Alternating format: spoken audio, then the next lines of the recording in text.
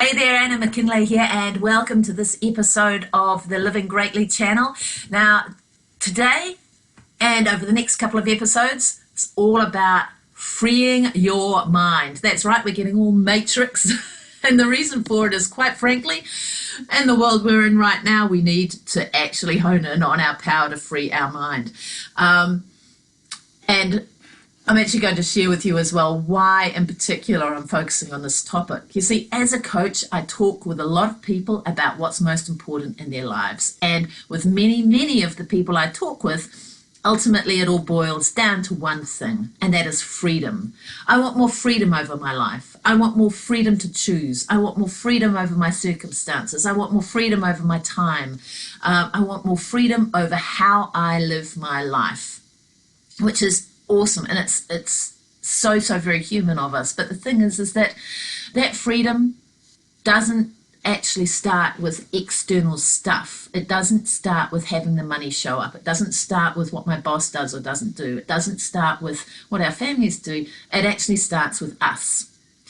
I'm going to focus in these episodes on the building blocks to creating more freedom, because our freedom fundamentally starts with how we choose to show up in our heads and in our hearts in our life, and the rest flows from that.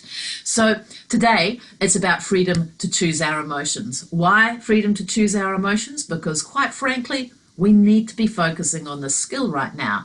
I don't watch the news that much, but even so, it's hard to miss that a lot has been going down in the world in the first half of 2020.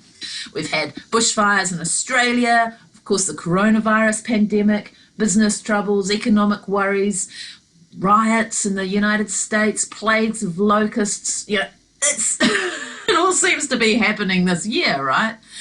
And it would be easy, if this is all we focus on, to get into a total funk if we allow external circumstances to determine our emotions and how we feel about life and the world, which is what most of us do. It's what most of us have been taught to do all our lives, and it's what most of us have been practicing all our lives. You don't have to be stuck in that. Here's something I want to share with you in this episode today.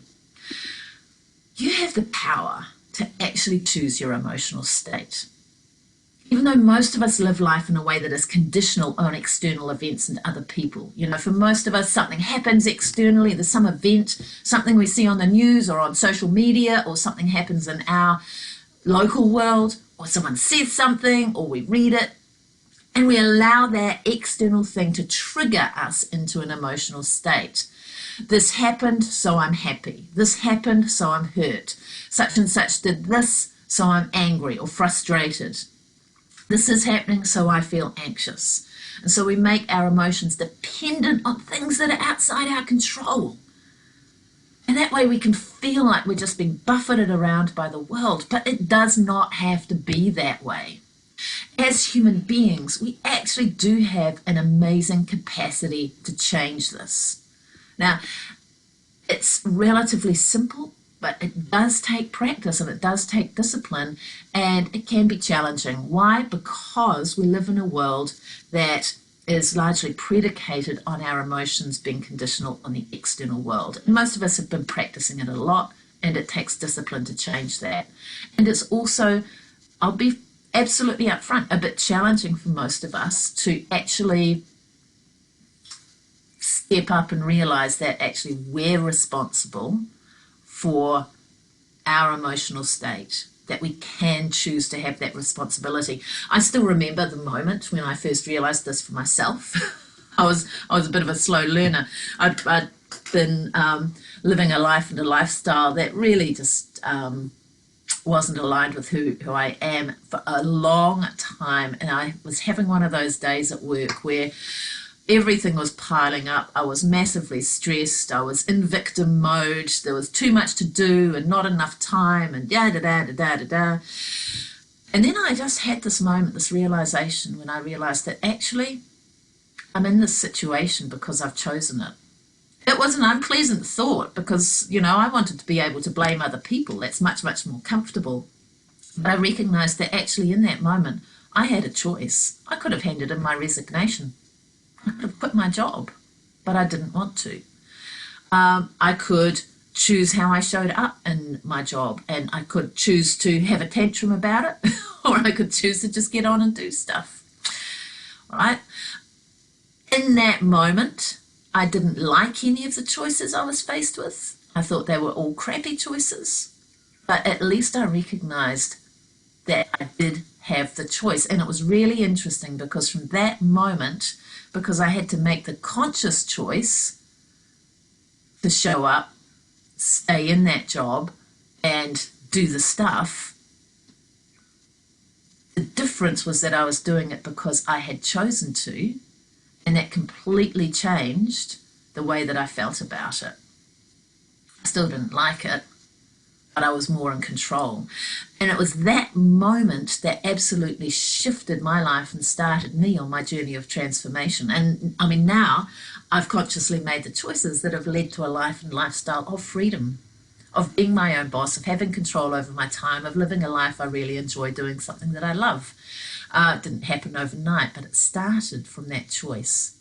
Now, I'm sharing that story with you because we all have the power to choose how we show up and how we respond to what happens in the world. And it starts with choosing our emotional response first, because that's what drives the rest of it. You may have heard of Viktor Frankl. Viktor Frankl was an amazing man. He was a psychologist who got caught up in the Nazi concentration camps, as well as being a psychologist. He was a Jew.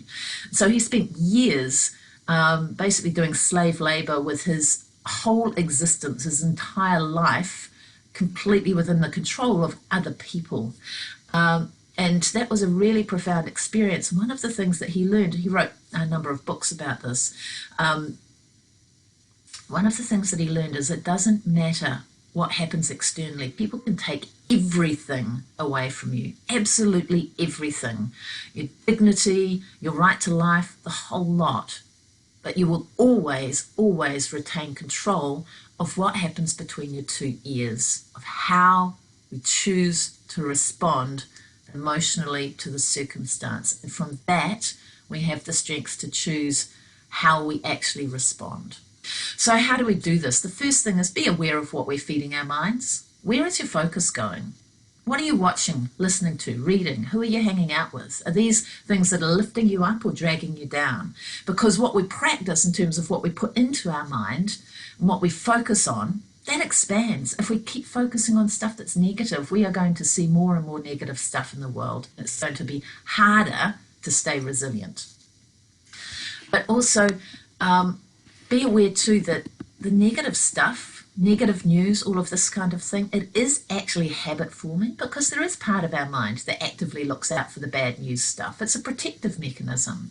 But in today's world, it can actually be really undermine our mental health, because we just keep seeing all this negative news. There's plenty out there for us to consume, and that means that we overlook all of the good stuff, right? So be aware of what you're actually feeding your mind.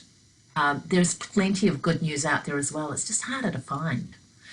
And I won't go into the reasons for that.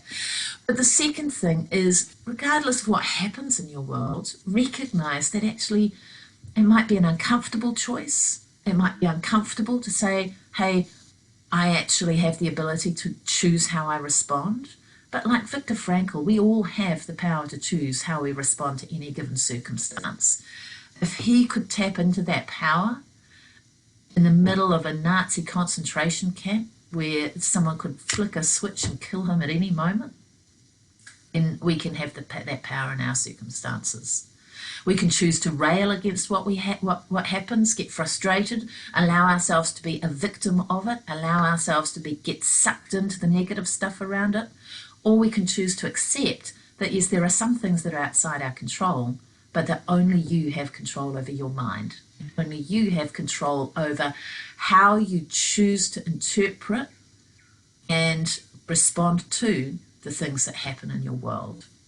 Once we can accept the things that are outside our control, we can step into the power to choose how we respond to them in a resourceful way. Just one third thing I'd like to mention is do be conscious of how you're nourishing your body as well. Because if you find that actually things things are getting you down, that negative emotion is playing a big part in your life, maybe anxiety, maybe other things, be aware that actually part of it is physiological. Our emotions and our mind and all of the chemistry around that are fed as much by what we feed our body as what we feed our mind. So our physical health and well-being impact directly on our emotional state and our ability to respond resourcefully to what happens in our life. And yes, I'm talking about things like nutrition, exercise, getting good quality sleep. These are biggies and directly affect our emotional experience of the world. So getting these areas working for us is important. All right, so those are some things that you can do to actually start to create more freedom in your mind. 3 things. Be conscious of what you're feeding your mind. Start recognizing that you have the ability to choose how you respond emotionally to what happens in your world. And start being conscious of what you're feeding your body as well, or how you're nourishing your body, and is that actually supporting you as a whole human being as well, because you are worth it. And I'd just like to say, to round off, if you do suffer from a lot of low feelings, be patient with yourself and kind to yourself. And if you feel stuck, be sure to reach out for help, because you are worth it. Anyway, I hope this has served you. Watch out for the next episode on how to free your mind, which is around how to create an experience of life where we experience and feel more freedom. And I'll see you there. Bye for now.